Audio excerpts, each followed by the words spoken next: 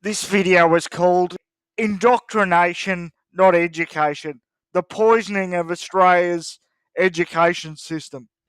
Today, ladies and gentlemen, there are thousands of children who have had their minds corrupted and poisoned by politically motivated ideologue teachers who are forcing their political ideology on children instead of educating them. And they're out in cities in Australia today protesting climate change action. Now, let me get one thing straight. I don't blame the children because, one, they don't really understand what they're protesting. They're just given signs by teachers and told to hold them up. And two, listen, what kid, most of these kids probably don't give a flying fuck about climate change and the effects of, they're getting a day off school, aren't they? And they don't have to work. And the teachers know this. The mainstream media is going to parade this all over the Australian TV screens tonight, how Australian children are protesting against climate change and there's got to be some actions done and blah, blah, blah, and rah, rah, rah. Because of the teachers, mind you, most of them don't know how to add up, spell, tie their shoelaces, yet they're supposed to know about the effect of CO2 emissions on the climate. Give me a break. Give me an absolute break. And years ago, when I was a kid, teachers were not supposed to impose their political ideology on children. Their job is to educate them, which they're not doing a very good job of, my ad, despite us throwing millions and millions of dollars at it and falling rapidly. And countries like China and India and those countries are thrashing everyone while our children are suffering and getting dumber and dumber. That's not teachers' education union's concern, is it? We'll just poison children and use them as pawns for our political ideology. My God, I'm so pissed. I'm so pissed right now.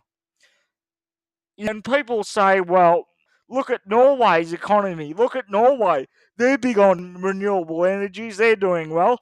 Well, you can debate that. I haven't got time to debate that right now. But, ladies and gentlemen, Australia's population is 25 million and growing rapidly, and Norway's is 5.25 million. A big difference in population, I would say. And the Labor government wants to go to 50-50. And we've already got the second most or most expensive power bills in the world. And we're at 28% renewables right now. We're not even at 28. We're at about 22, 23. And we're getting power blackouts all over the place. Our power grid can't handle our power load because we've closed down 2 coal-fired power stations in the last 5 years, which we're not replacing. And 400,000 people, a lot of them pensioners and poor people and old people, can't afford their power bills and they're turning off their power. What happens when it gets to summer, or even worse, the cold of winter? More old people die in the cold of winter than the heat of summer. The cold of winter when they can't turn their power on. That's all right. Doesn't matter if 10, 20,000, 30,000 old people die. We're saving the planet.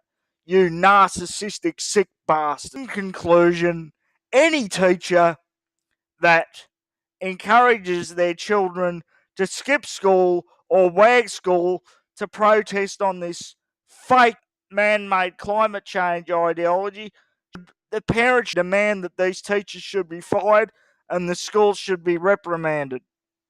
This is an absolute disgrace. Whether you agree with man-made climate change or not, teachers should not be imposing their political ideology on students when they're not old enough to understand it or make their own decisions. Teachers' job is to educate. And to be quite honest with you, they haven't done that for a long, long time. Australia's education system has become an indoctrination system for left-wing political ideologues and not an education system. And this must be stopped and must be stopped now. Governments need to be removing funding from some of these schools. And to be perfectly honest with you, ladies and gentlemen, I think that parents should strongly consider homeschooling their children and taking them out of these indoctrination centres which we call schools. That is all.